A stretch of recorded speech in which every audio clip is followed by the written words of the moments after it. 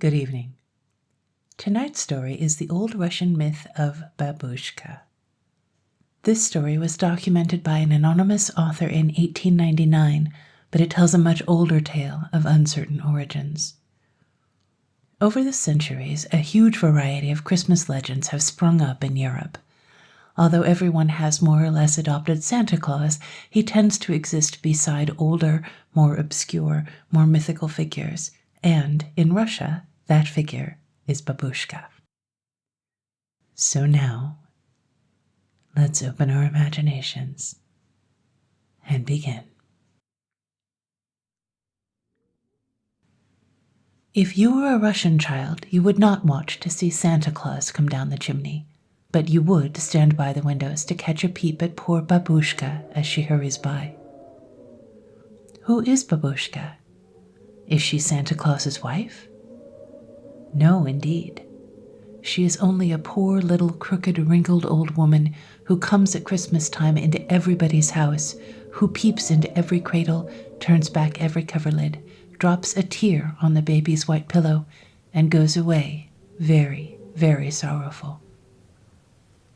And not only at Christmas time, but through all the cold winter, and especially in March, when the wind blows loud and whistles and howls and dies away like a sigh, the Russian children hear the rustling step of the Babouscka. She is always in a hurry. One hears her running fast along the crowded streets and over the quiet country fields. She seems to be out of breath and tired, yet she hurries on. Whom is she trying to overtake? She scarcely looks at the little children as they press their rosy faces against the window pane and whisper to each other, "Is the Babouscka looking for us?" No, she will not stop. Only on Christmas Eve will she come upstairs into the nursery and give each little one a present. You must not think she leaves handsome gifts such as Santa Claus brings for you. She does not bring bicycles to the boys or French dolls to the girls. She does not come in a gay little sleigh drawn by reindeer, but hobbling along on foot, and she leans on a crutch. She has her old apron filled with candy and cheap toys, and the children all love her dearly. They watch to see her come, and when one hears a rustling, he cries, "Lo, the Babouscka!" Then all the others look, but one must turn one's head very quickly or she vanishes. I never saw her myself. Best of all, she loves the little babies, and often, when the tired mothers sleep, she bends over their cradles and puts her brown, wrinkled face close down to the pillow and looks very sharply. What is she looking for? Ah, that you can't guess unless you know her sad story. Long, long ago, a great many yesterdays ago, the Babouscka, who was even then an old woman, was busy sweeping her little hut.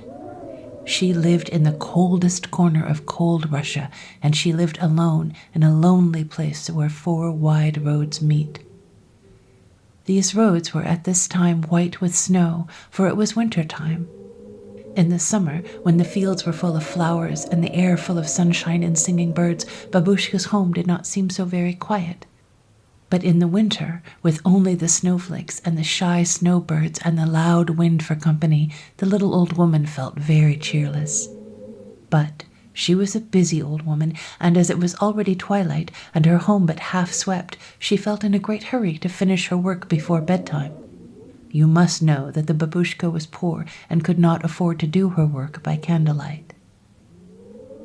Presently, down the widest and the lonesomest of the white roads, there appeared a long train of people coming. They were walking slowly and seemed to be asking each other questions as to which way they should take. As the procession came nearer and finally stopped outside the little hut, Babouscka was frightened at the splendor.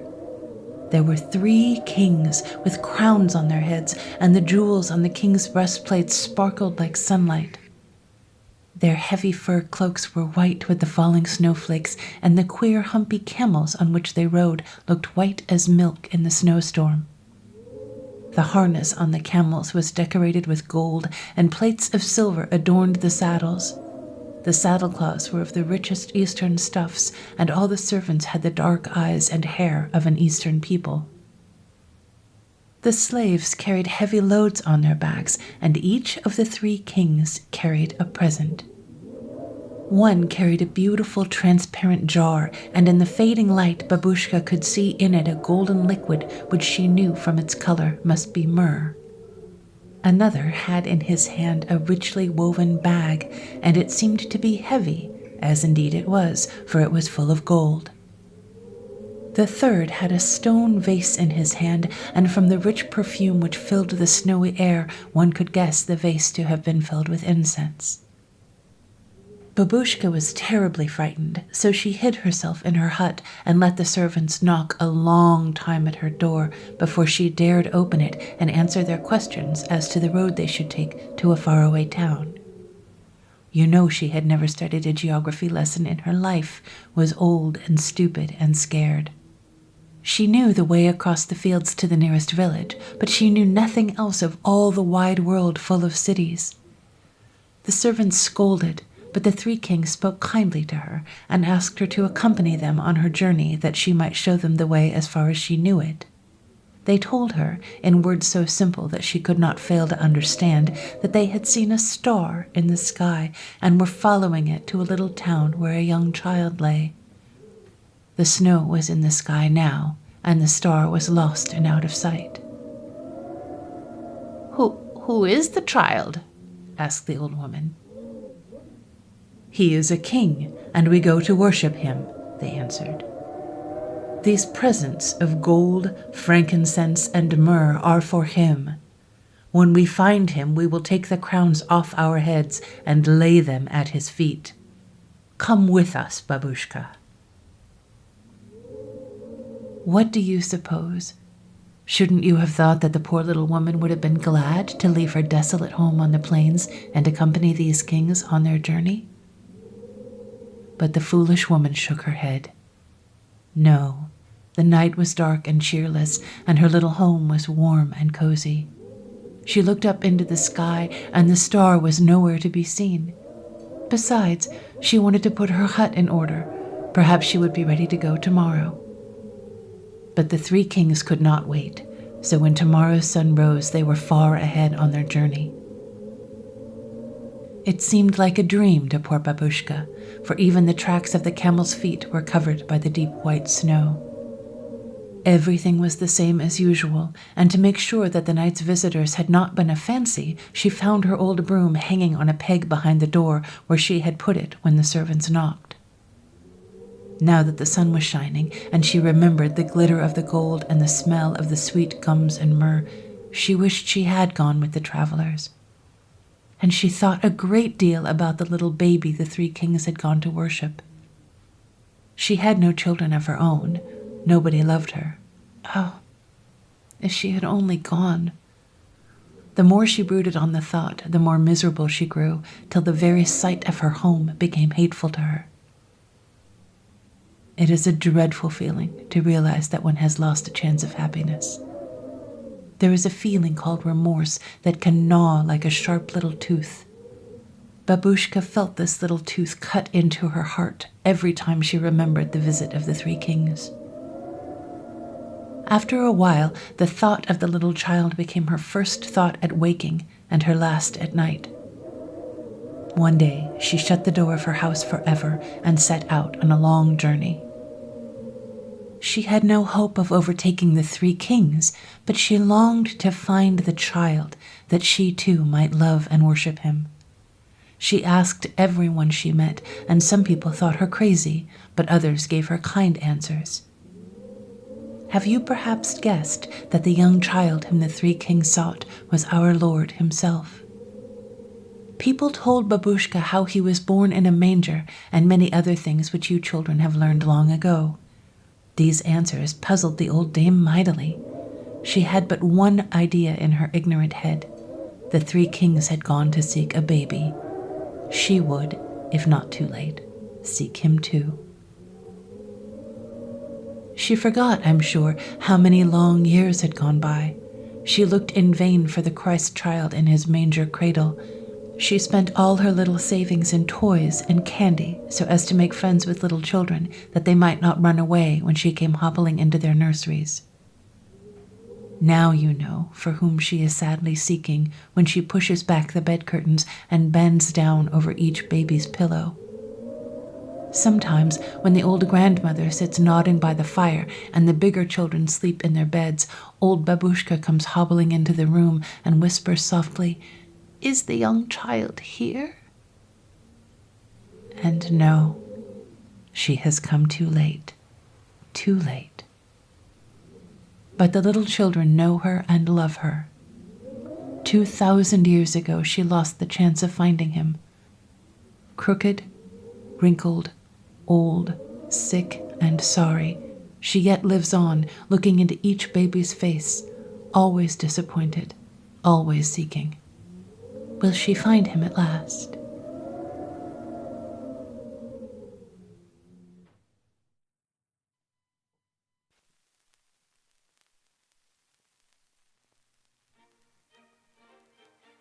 This story is almost haunting.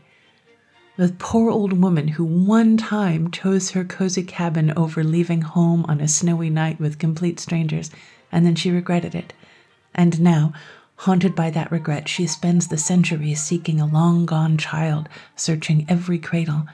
And the story describes her in a way that is so pathetic. Old, ignorant, wrinkled, poor, walking with a stick.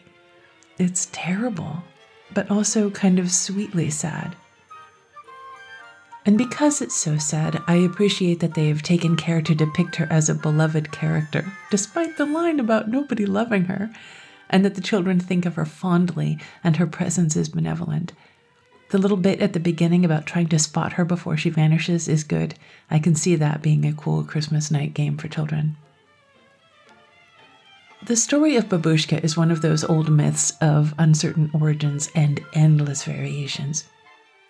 Weirdly, on some websites, I have seen it attributed to American poet Edith Matilda Thomas, which is simply not true. Thomas wrote a poem of the story, and her poem became very famous, but she didn't write the underlying tale. In fact, this particular anonymous book was published in 1899, and Thomas's poem was published in 1907. Actually, could it be that she read some version of this book, and the emotion and the pathos of the story inspired the poem? Anyway, after the revolution in 1917, this story fell out of favor in Russia. The country became officially atheist, and this kind of quasi-religious fable was not encouraged.